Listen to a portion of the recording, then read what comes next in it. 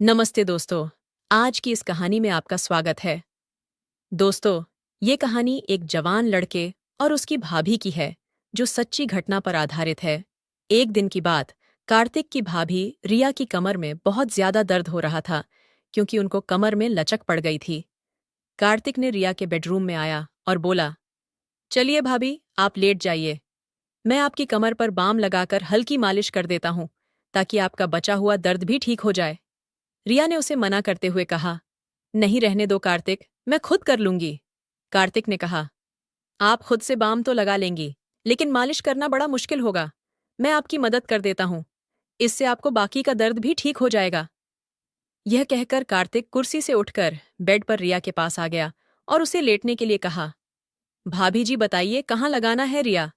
कार्तिक की हमदर्दी और फिक्र देखकर अब उसे मना नहीं कर पाई। हकीकत में दर्द का बहाना बनाकर कार्तिक को परेशान करना चाहती थी। वह शर्माते हुए पेट के बल लेट गई और अपनी कमीज को कमर से थोड़ा ऊपर कर लिया और कहा, यहां पर लगाओ। कार्तिक ने थोड़ा सा बाम अपनी उंगलियों पर लिया और धीरे धीरे रिया की कमर पर मलने लगा। जैसे ही उसके हाथ रिया की पीठ पर पड़े, उसे एक सुकून का एहसास हुआ। कार्तिक ने धीरे धीरे मालिश करना शुरू कर दी और उसके हाथों का स्पर्श रिया को बहुत आरामदायक लगा। जब जब कार्तिक के हाथों की उंगलियां उसकी कमर बंद के पास आईं, रिया का दिल जोर से धड़कने लगा, लेकिन उसने खुद को संयम में रखा और कार्तिक की मदद का आभार माना। कार्तिक ने पूछा, भाभी ज्यादा दर्द कहाँ हो रहा है? रिया उस समय थोड़ी असमंजस में थी। अनजाने में जवाब दे बैठी, थोड़ा सा नीचे है। कार्तिक ने फिर से थोड़ा और नीचे बाम लगाने की कोशिश की। भले ही वह मालिश सिर्फ औपचारिकता थी, लेकिन रिया को कार्तिक के हाथों का स्पर्श बेहद सुकून दे रहा था। भाभी जी, अगर आप सलवार को थोड़ा नी कर दे तो बाम अच्छे से लग सकेगा, कार्तिक ने कहा। इस पर रिया थोड़ी हिचकिचाना, फिर भी उसने अपनी सलवार को थोड़ा सा नीचे सरका दिया। नाड़े के बंद होने के कारण सलवार पूरी तरह से नीचे नहीं हो सकी, लेकिन कुछ हद तक सरक गई। कार्तिक ने फिर कहा, भाभी जी, आपकी त्वचा कितनी साफ है, बहुत ही गोरी है। कार्तिक की इस बात पर रिया के गाल शर्म से लाल हो गए, लेकिन वह उल्टी लेटी हुई थी, इसीलिए कार्तिक इसे देख नहीं सका। उसे यकीन था कि कार्तिक उसकी देखभाल में जुटा हुआ था और उसकी बातों में कहीं न कहीं इज्जत भी झलक रही थी। कार्तिक ने थोड़ी देर और मालिश की और जब रिया ने कहा कि अब ठीक है, तो वह चुपचाप उठकर ऊपर चला गया। रिया को आज एक अलग ही सुकून महसूस हो रहा था। सालों बाद किसी ने उसे इस तरह से ध्यान दिया था, जिसमें हमदर्दी और एक स्नेह छुपा था।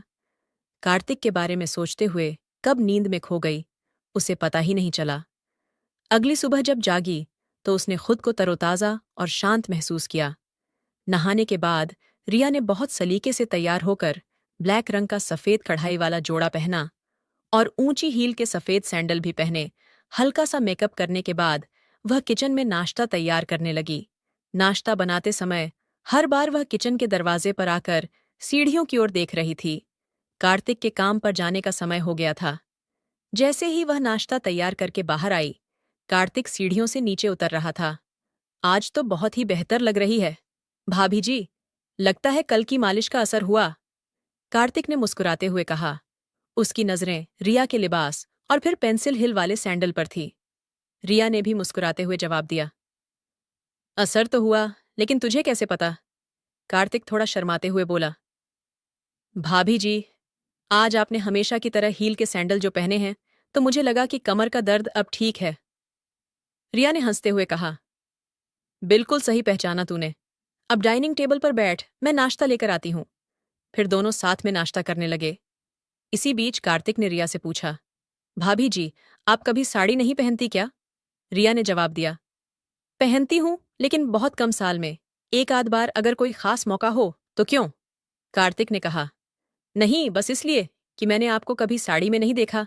मेरा ख्याल है आप पर साड़ी बहुत ही खूब जमेगी। फिर कार्तिक जाते समय बोला, भाभी जी, रात का खाना मैं बाहर से ही ले आऊंगा, आप बनाना मत इस पर। रिया ने मुस्कुराते हुए कहा, ठीक है। तो कार्तिक ने फिर कहा, अगर किसी और चीज की जरूरत हो तो बता दीजिए, मैं आते समय लेता आऊंगा। इस पर रिया ने कहा कि उसे किसी और चीज की जरूरत नहीं है, और फिर कार्तिक के जाने के बाद वह छोटे मोटे कामों में लग गई।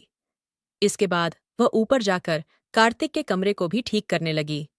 इसी दौरान रिया को उसके बेड के नीचे कुछ कपड़ा पड़ा हुआ नजर आया, तो उसने नीचे झुककर उसे बाहर निकाला, तो उसकी आंखें हैरानी के मारे फटी की फटी रह गईं।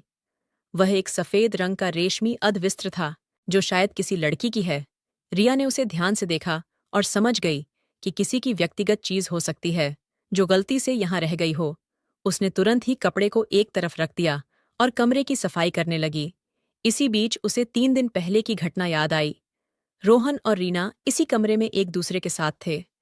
उसे लगा कि यह कपड़ा शायद रीना का ही होगा। रिया ने कपड़े को उठाकर देखा तो उस पर कुछ सफेद दाग नजर आए। उसे समझते देर नहीं लगी कि वह लोग कैसे हैं। इस दागों को देखकर वह किसी दूसरी दुनिया में खो गई। तभी अचानक बाहर मुख्य दरवाजे पर दस्तक हुई, तो उसने उस कपड़े को वापस बेड के नीचे रखा और बाहर आकर दरवाजे की ओर देखा। उसने देखा कि पड़ोस में रहने वाली कोमल भाभी खड़ी थी।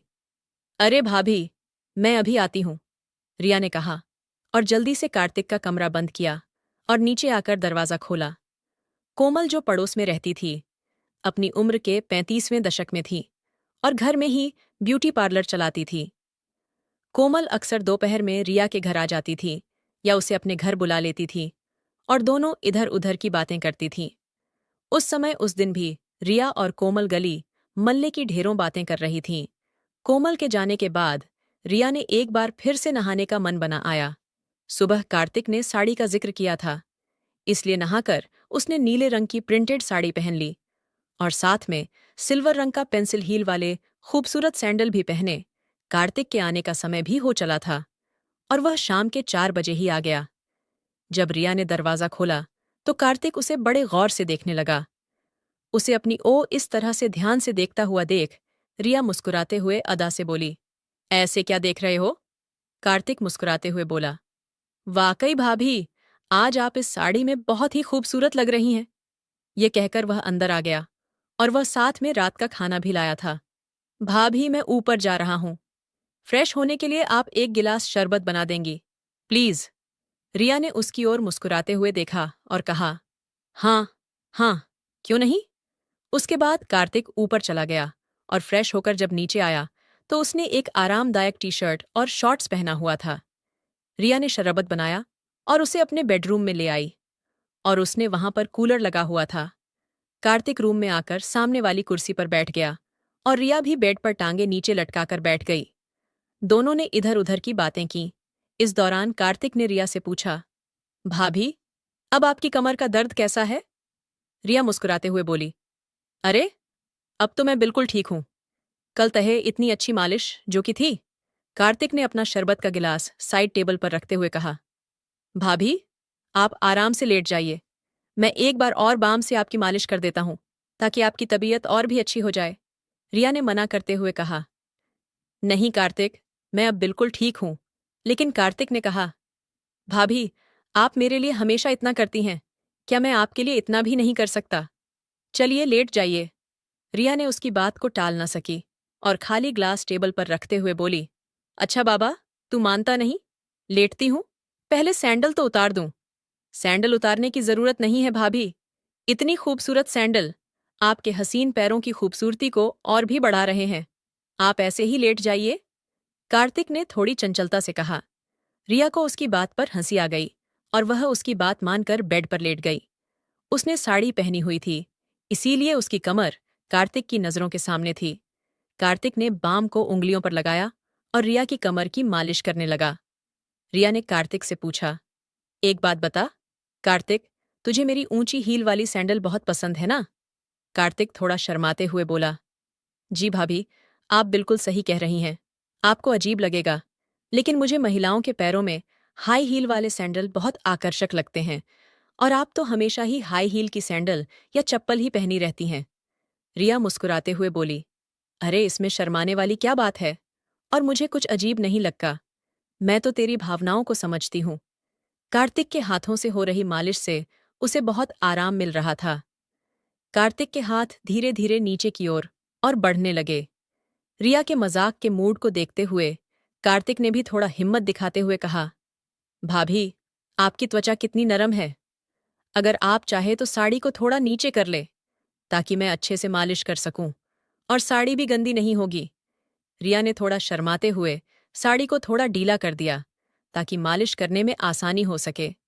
उसे पिछली रात की मालिश से बहुत सुकून मिला था, इसलिए उसने ज्यादा नानुक नहीं की।